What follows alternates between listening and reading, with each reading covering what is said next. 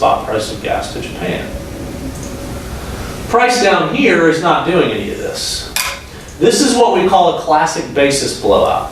A basis is the difference between prices in two locations. Okay? It's a measure of the spread, arbitrage opportunity. We see blowouts like this when there's a constraint on the ability to deliver supply from one market to another, or from a common market to one versus the other. Okay? This is exactly what happened. Why? Because it takes a lot of money to build liquefied natural gas export capability, right? It takes a lot of money to build import capability. It takes a lot of money to build ships. This stuff doesn't just happen overnight. There's usually a 5 to 7 year lead when you announce the inception of a project at the time it's actually online. So if you see a big unexpected increase in demand, do you think there's enough supply to meet it? Absolutely not. What starts happening is you start to see diversions of supply from this market to this market. But there's a deliverability constraint. There's not enough to get there. And so this market price blows out. Well, now everybody's over here in the US, particularly down here, and this is another sort of box that's very important, right? The winter of 2011-2012 in the United States was non-existent. Okay? There literally was no cold weather. Now, when you think about that, you say, okay, well, why does that matter? Well, because when we think about natural gas demand, that's what drives demand, right? Particularly on a seasonal basis. We will inject gas into storage in what we call the shoulder months and in the summer for consumption in the winter, basically December through February. If it doesn't get cold, then storage stays full, and we have nothing to do with gas once we get into March. So you end up with in a situation where in March and April we have a bulge in supply, there's no demand because nobody's consuming gas, right? Industry and power are consuming it, but residential commercial are not. Residential commercial demands for natural gas rise to actually in excess of what power and industrial demand is in the winter months. Just so you have an idea of what home and space heating requirements are. They're very large. Okay. So none of that happens. You have this bulge in supply. Well, what do you think that means for price? It goes down, right? It crashes. As a matter of fact, April of last year was $1.90. It's natural gas price. That's really low, right? It's well below the marginal cost of production. Matter of fact, what you started to see a lot of operators shut down rigs, or what we call lay down rigs, and shift away from natural gas developments. Why is that? Well, because price was too low to support the supply. Yeah. I'm a little confused as to why we only use natural gas in the winter. Because isn't it We use it all year round. But you just said that. Residential commercial demand. Right. So I mean, isn't it all electricity? Yeah, but that's the power generation sector. So you have four main sectors in when you think about natural gas use, right? You have commercial and residential, and this is all space heating requirements. There's some for cooking and things like that, but that's relatively stable and relatively low. Okay. Space heating requirements skyrocket, particularly in the Northeast in the wintertime. And there's a lot of people in the Northeast. Remember the picture with the lights, right? Well, that also is very similar to population density. Okay. Power generation demand. So yes, we do consume gas and power generation, but that is a different sector.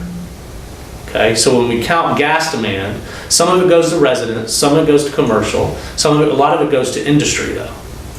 Okay, so when we count how we're actually utilizing natural gas, we sum up direct use, right? So power generation is a direct use. How that power is actually consumed, most of it doesn't go to res and com. Most of it goes to industry.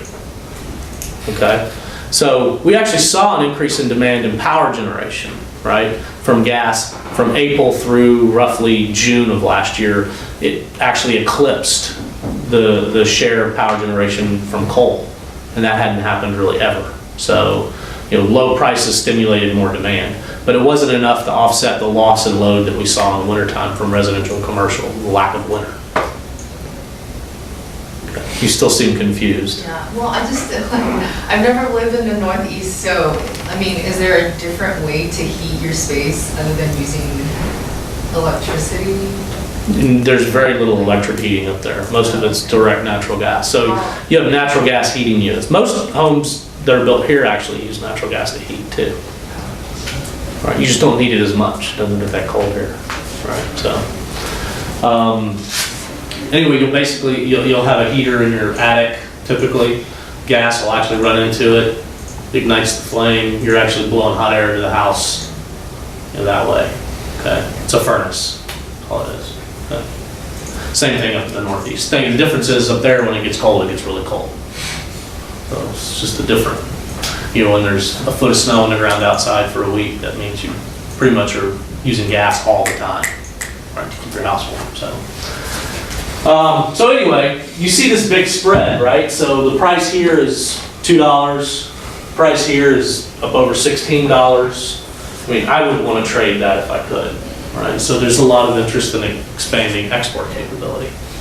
Then you have to ask yourself, well, is this a result of transitory factors, or is this something that's structural and permanent? Okay.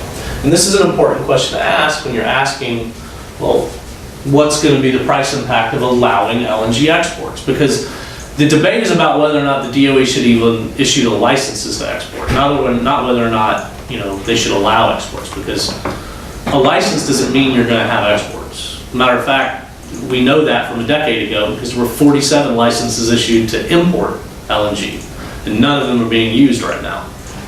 Okay, so it really is an issue of will we see, and this is just what the impact of a supply constraint is. You actually see with a slight increase in demand, if you have to really constrain, the price will skyrocket.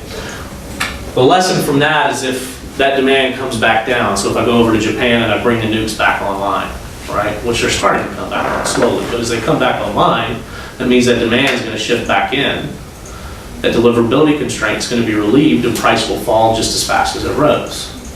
Okay, so that means that green line should converge back down towards that red line, sort of normal historical relationship. And so then that asks you, that sort of motivates the question, well, is this enough to support exports? Just the difference between the blue and the red. That's a reasonable question. If I look at a longer history of prices, I actually see that what I've been seeing in the last 2 years is brand new. Hadn't occurred. This goes back to 1980, right? And interestingly enough, Japan, Korea, this is the largest LNG importing region in the world, right? US, Europe, you can see these prices sort of fluctuate with one another. There's actually a period here where the blue line is the premium price. That's the US price. It's a period in the middle of the first decade of this century, right, where US was the place to be. This is why there was interest in actually building import capacity here. Right? But that quickly went away. Why? Well, because shale happened. All right? Of course, now we're down here, the UK's here, and Japan's here. But if I look at the longer history, we see that capital expenditures will adjust to capture these opportunities, things will happen. And you have to ask yourself the question, is that interest in LNG exports going to be fleeting? Right? Will there be some reconvergence of prices? In particular, if you take on board what I just talked about there being a deliverability constraint in Asia, that definitely is transitory. That will come back down. And now you're really talking about the difference between the price in the UK and the US. Okay. Now, will we be able to export into that? It's questionable. Because even if you have, let's say you have a $10 price in the UK long term.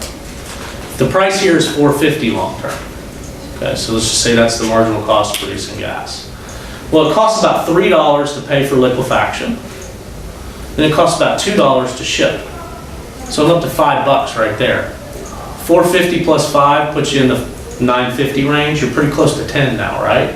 Now you've got a terminal, offload, pay for regas, and get to market. That's another 50 to 75 cents. Notice what happened to the margin on that trade. It evaporated, didn't it? Okay. So that's why, looking at this through the right lens is important, particularly if you want to, evaluate the prospects of exports in the wake of what's happening with shale on energy security. Right? Common sort of statement that's made by opponents of allowing exports is if we allow exports, we're going to see the US price rise to the global price. This is the idea of one price, like in oil, right? Well, that's not the case, okay? Why? Well, because you've got to pay for transportation costs. People say, oh, well, that's nonsense, you know, there'll be some equilibration. It's like, no, it's not nonsense. If you look at the United States, the price in Boston is not the same as the price at Henry Hub, which is in South Louisiana. Why? Well, because there's a cost to transport gas between the two locations. Okay? That establishes the long-run basis differential between the 2 points. Right? This is true all over the United States. Prices are different everywhere because there are costs to transport from producing regions to consuming regions. Same will be true in a global market. You've got to cover costs or nobody's going to do it. Okay? It's that simple. Now, why would the Koreans want to import natural gas from the United States? It's a very good question. Well, if I look at what Korea does now, they import a lot of natural gas from a variety of different producers, all on an oil index basis. Okay? So they're paying this Japan-Korea market price, which is on an equivalent, basically, with an oil index price. And a lot of their contracted volume, they pay oil index anyway, regardless of what the spot price is. And so one of the things that a lot of Asian buyers in general, not just the Koreans, are interested in doing is tying to a gas indexed price. And that's precisely what you get if you can tie to Henry Hub. So if I can import gas from the United States, basically what I can do, and this is exactly how the deal is structured at the Cheniere facility that KOGAS is buying from. They buy at Henry Hub, but then they pay for liquefaction and they're paying for transport. So they actually have a gas index deal. They're not paying an oil index deal. Why might they do this? Well, because right now, let's say if the long run oil index price is $14. Well, based on the economics I just told you, they'd pay about $10 to deliver to Korea on a gas index deal. That's a lot better, right? The other thing it allows them to do is link to a liquid market. Okay, so the international LNG market is not liquid, which is why it's linked to another price, right? There's very little capability to replace supplies if something's lost. So there's not that much fungibility. That's the point. If I can tie to a liquid market, I can actually begin to structure risk management deals around that particular contract because I can do this all in the financial market. And that basically allows me to hedge, okay, cover my costs in the event of a disruption. And that's an attractive option too. The third thing that it actually brings to the table is KOGAS can now go to all of its legacy suppliers, like Australia or the suppliers in the Middle East, Brunei, Malaysia, Southeast Asia as well. And they can say, look, I want to renegotiate my contract. I want to renegotiate.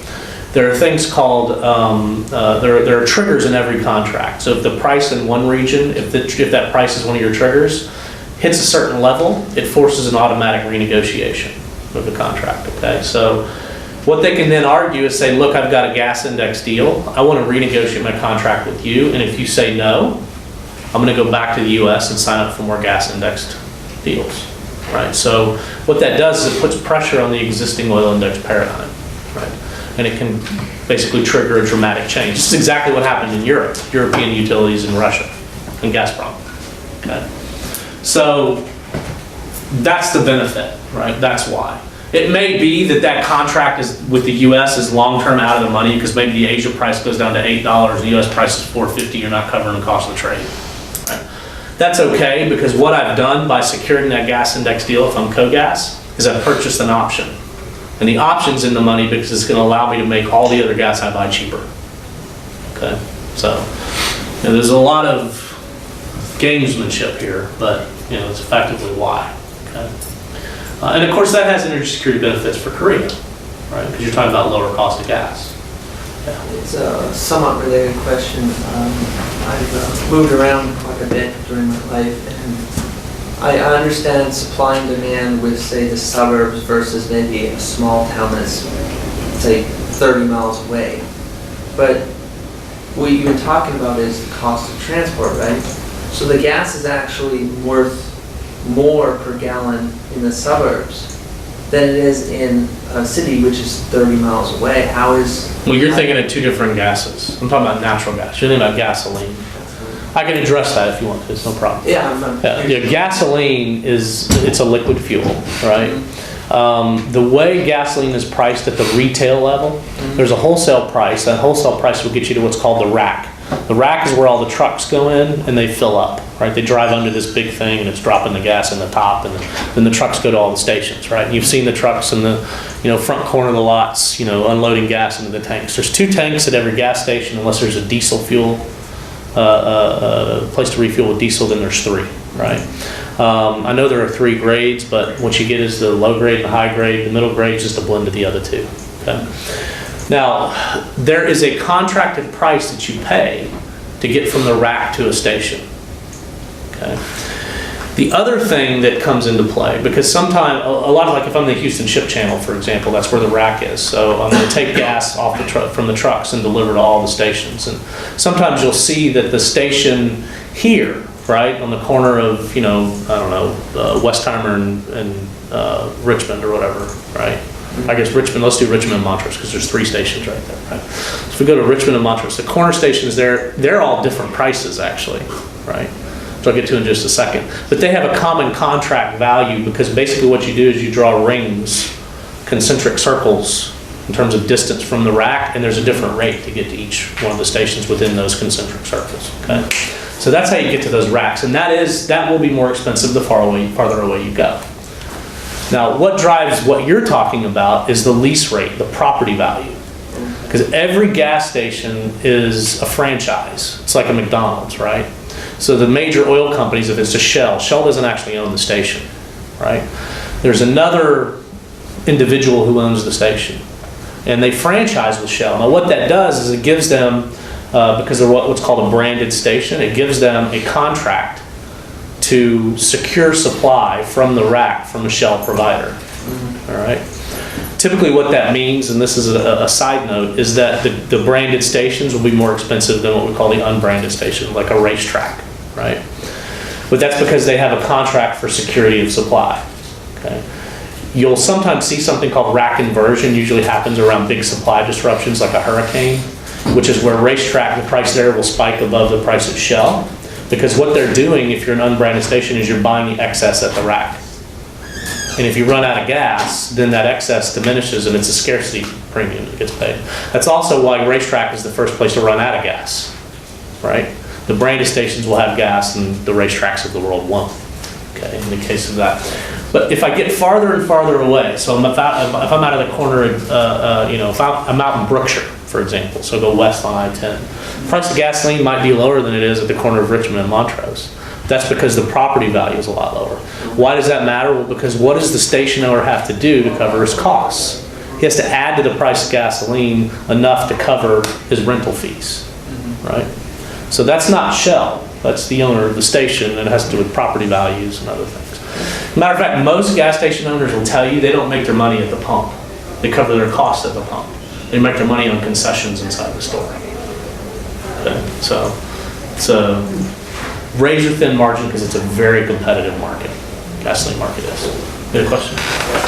So all this time we have been talking about like long-term view of prices concerning South Korea, but you might be also knowing that there's a big market in South Asia also as far as LNG is concerned, because like India, with so much of population, is not using its like home cooking fuel. It's mostly LNG.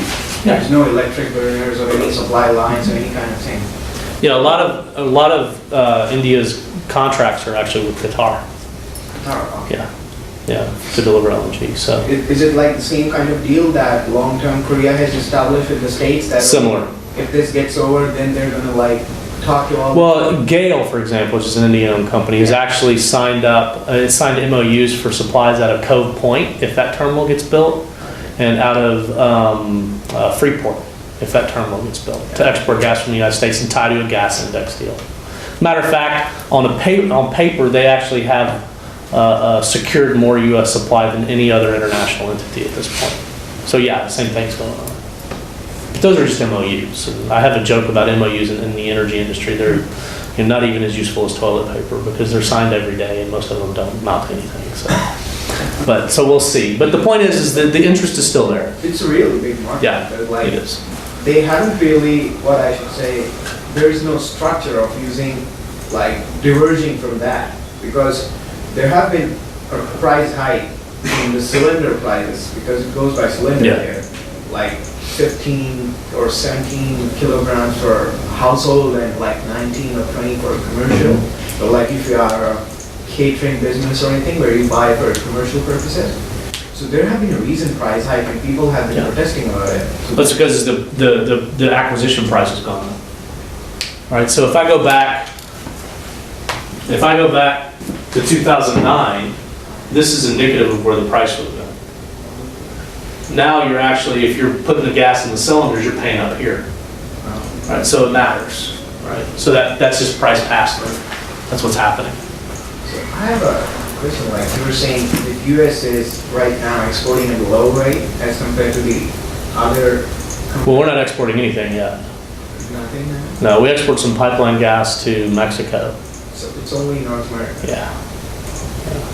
Yeah, there's a small terminal, it's called the Kenai facility, which is up in Alaska, which exports gas exclusively to Japan, but it's very small, and Alaska's not even connected to the rest of the North American market, so it doesn't really matter. So, yeah.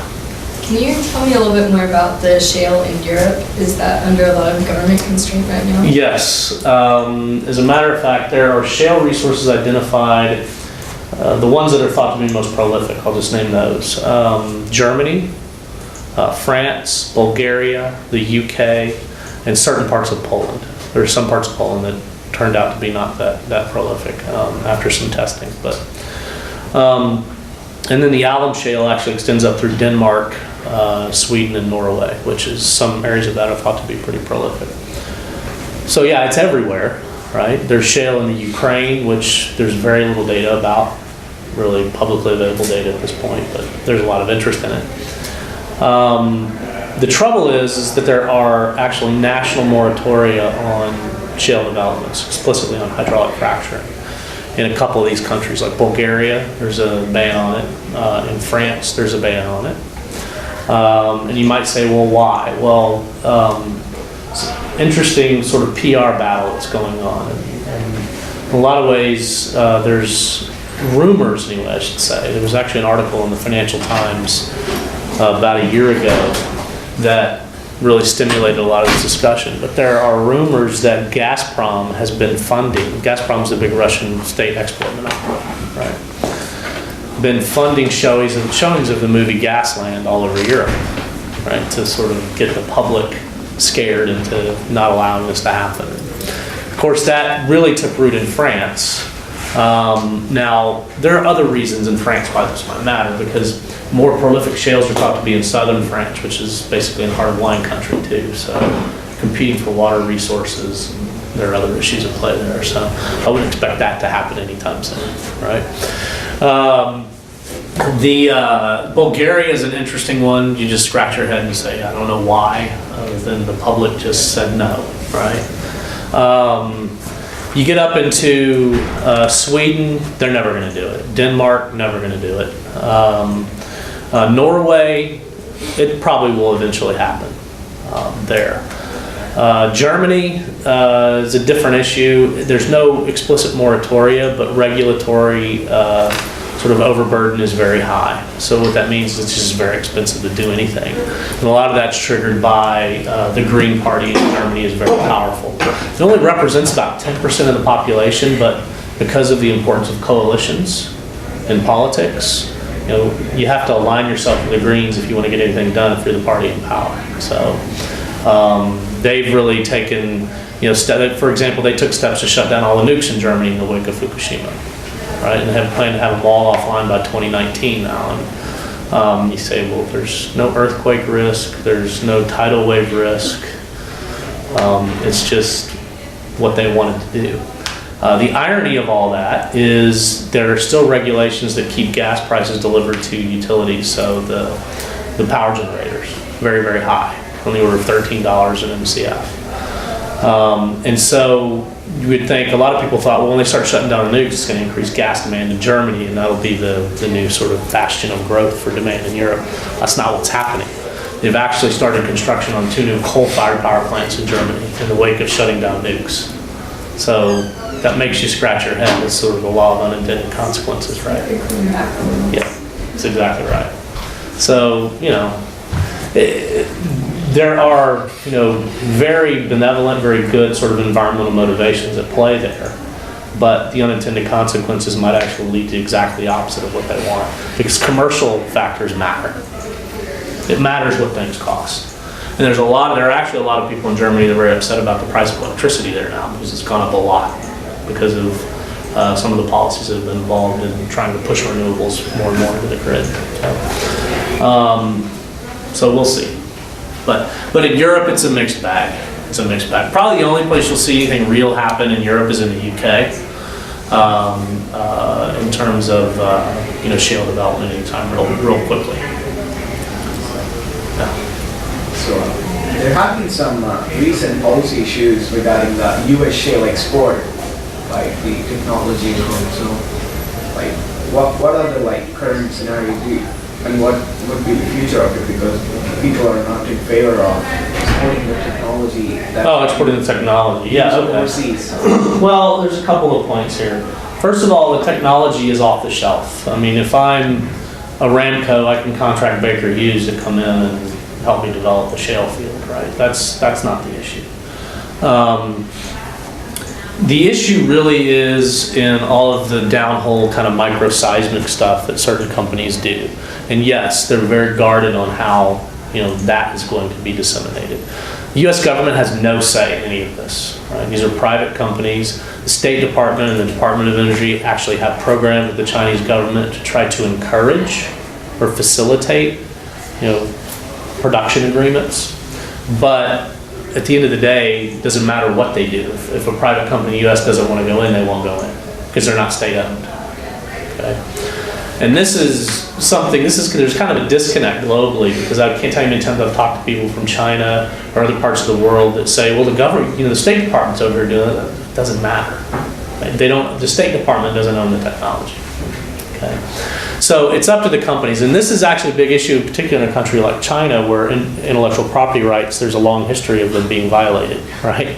So some companies are going very slowly in terms of how they move in China because the last thing you want to do is set up shop and then they actually see what you're doing and they start to copy you and they kick you out. And by the way, there's a history of this, right? Chinese did this with KBR after the construction of a refinery on the East Coast about 17 years ago now, right?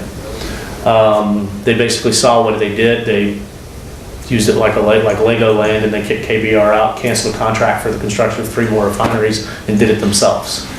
That's not good for business, right? So companies are aware of this, and it's a big issue. And long term, if you want to see real solid upstream and midstream development, that's going to have to be addressed.